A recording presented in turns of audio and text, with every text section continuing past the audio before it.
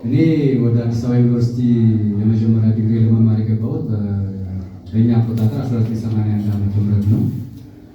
ወደ ደርግ መጨረሻው አካባቢ ለመጀመሪያ ጊዜ ወደ ከተማ ስመጣ ከአውቶቡስ ተራ 4 ኪሎ የሚያመጣኝ አጥቼ እዛው አድሬያለሁ። ምክንያቱም አላውቀውም ከተማ ከጓደኛዬ ጋር 4 ኪሎ መጣንና ደግሞ እሱ እዛው ሳይንስ ነው እሱ ተመዝግቦ ደግሞ 6 ኪሎ የሚያመጣኝ አጥቼ እንደገና አንድ ቀን ውያለሁ። ይሄ መቼም ሁልጊዜ ማረሳው ነው። ከዛ እዚህ መጣንና መጀመሪያ መታጠቢያ ቤት እዚህ ህንፃ ውስጥ ያሳየው ዶርም ይዘን እዛ ስላላሳየውን በዚህ መጥቼ ተጠቅሜያለሁ። ያን ስለማላውቀው ማለት ነው። እንግዲህ የገጠር ልጅ ስትሆኑ እኔ ፊውዳል ልጅ አልነበርኩም። ቤተሰብ ትምህርቴን በሁለት መንግስት ነው የጨረስኩት። ግማሹን በኢህአዴግ ግማሹን በደርግ ማለት ነው። የመጀመሪያ ዲግሪ ሶሲዮሎጂ ኤንድ ሶሻል አድሚኒስትሬሽን። ከዛ እንደጨረስን ስራ እንቀጥራለን ብለን ስናስብ ኢህአዴግ ደግሞ ስራ የለም ከዚህ በኋላ አለን። ስራ ፍለጋ 8 ወር ተንከራትቻለሁ። የሆነ ስራ አገኘሁ። 11 ዓመት ሰራሁኝ። በዚህ መሀል ሶሻል ወርከር ሆኜ ነበር የምሰራው። ግን ሶሻል ወርከርን አላውቀውም ነበር፣ ስሙንም አላውቅም። በነገራችን ላይ ሶሻል ወርክ በ1959 በፈረንጆች ከተቋቋሙት የመጀመሪያ 3 ትምህርት ቤቶች አንዱ ነበር እና ታሪኩ ብዙ ነው። ከዛ እንደገና በ2004 ሲወለድ በ1974 ዓመተ ምህረት ሞቶ እንደገና ሲወለድ ማስታወቂያ ሲወጣ ሰራዊ ነበር ሶሻል ወርክ ስለነበር ወደ ሶሻል ወርክ መግባት አለብኝ ብዬ በጓደኞቼ ጋር ዶክተር ደብሩ ማለት ሌሎችም አሉ ገባሁኝ። ማስተርስ ለመማር በ2 ዓመት ማስተርስ ጨርሰን ከነገራችን ላይ እኛን ያስተማሩን ኢትዮጵያ ውስጥ ሶሻል ወርክ መምህር ስላልነበረ ከውጭ እየመጡ ነው። ማንም ፋካልቲ አልነበረም እና ትንሽ ዌስተርን ይሸጥ ነበረ ካሪክለማችን ብዙ ማየት ምናምን ነበር። አንዳንዱ እኛን የምናስተምራቸው የነበረው ምክንያቱም ፕራክቲሱን አያውቁት። ከዛ ፒኤችዲ መጀመሪያ ሆምግሮን ፋካልቲስ ማፍራት አለብን ብለው ፒኤችዲ ሲጀምሩ የመጀመሪያ ፒኤችዲ ተወዳድረው ከገቡ ሰዎች ውስጥ አንዱ ስምንት የገባ ነው። እንደ ፋካልቲ ከተመረጡት ውስጥ አልነበርኩም። ከ8ቱ 6ቱ በነጥባቸው መሰረት በኢንተርቪው ነጥባቸው መሰረት አዲስ አበባ ዩኒቨርሲቲ እንደ ፋካልቲ አድርጎ ሲቀጥራቸው ተማሪዎች ናቸው። እኔና አንዱ ዳን ቴክኖክራፍት የሚባል ፕራይቬት ካምፓኒ ስፖንሰር ያደርጋል ተብሎ ወደዛ ከተመደብን በኋላ አይኔ አንድ ሰው ብቻ ነው የምፈልገው ሲል እኔን በአጋጣሚ ወደዚህ ደወሉኝና የአዲስ አበባ ዩኒቨርሲቲ ፋካልቲ ሜምበር ሆኜ በ2006 በፈረንጆች ተቀጠርኩ ማለት ነው። ተማሪ ሆኜ እና በትምህርት ቤት ውስጥ ቶሎ የመጨረስ ህልም ስለነበረኝ ትምህርቴን ሌት ከቀን ሰራ ነበር፣ አጠና ነበረ፣ ሰራ ነበረ። ሌሎችም ያግዙኝ ነበረ እና ለራሴ ኮሚትመንት ገባሁ። በ3 ዓመት መጨረስ አለብኝ የሚል ፒኤችዲ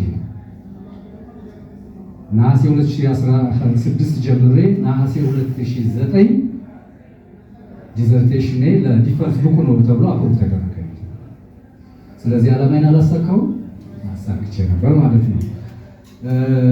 ነገር ግን ዲፈንስ ያካሄድኩት በ2009 ዲሴምበር ነው። ፈታኞቹ ከውስጥ ስለሚመጡ ስላልተመቻቸው ከዛ በኋላ እንግዲህ ይሄ ትምህርት ቤት ሶሻል ወርክ ትምህርት ቤት እንደ ተማሪ እንደ አስተዳዳሪ እንደ ሊደር ሆነን ነው ኮሌክቲቭሊ እዚህ ያደረስነው።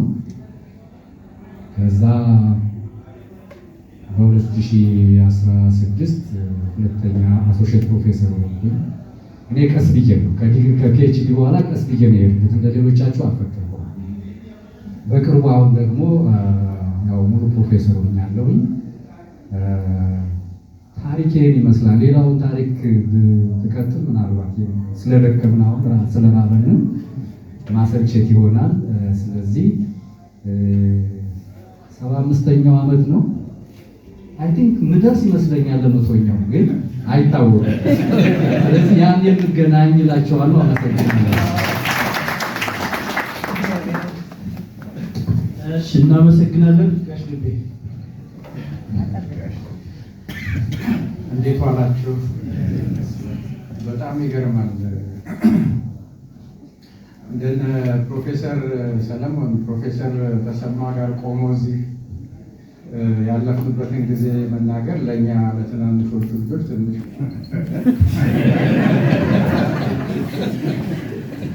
እኔ እንደ ፕሮፍ ሰለሞን አብዮት አልፈነዳም፣ ግን አብዮቱ ሲፈነዳ የጁኒየር ሰከንደሪ ስኩል ተማሪ ነበርኩኝ። ቦይ ስካውት ስለነበርኩኝ እንዲያውም የእድገት በህብረት ዘማቾችን ቦይ ስካውት ታምቡር መቼ ነበርኩ ታምቡር እየመታሁ ነው የተቀበልኩት። ኢንስፓየር ያደረጉኝም ዩኒቨርሲቲ ለመግባት እነሱና ቅድም ያሏቸው ዩኒቨርሲቲ ሰርቪስ የመጡ መምህራን 7ኛና 8ኛ ክፍል ያስተምሩታል።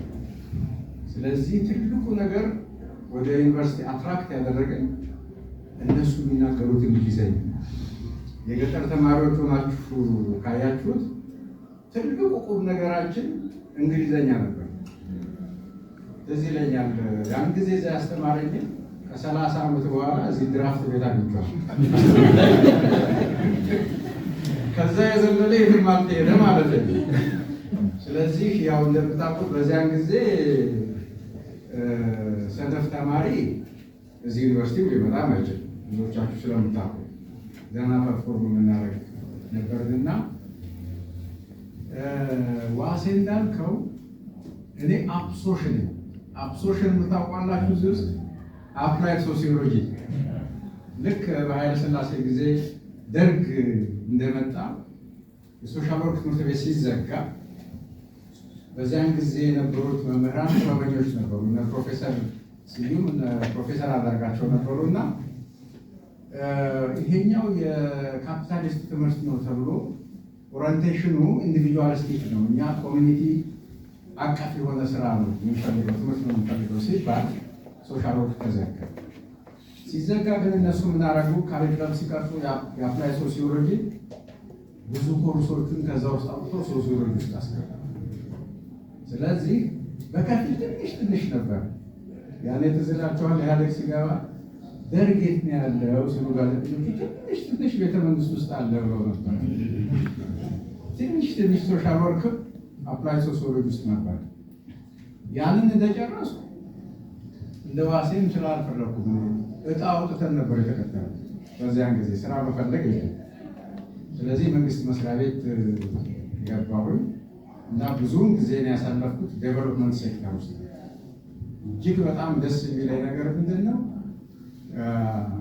ሶሻል ወርክም ሶሲዮሎጂም ማጥናት የሚያስደስተኝ ነገር እድሜ ልኬን ደስ የሚለኝ ነገር ስሰራ ነው።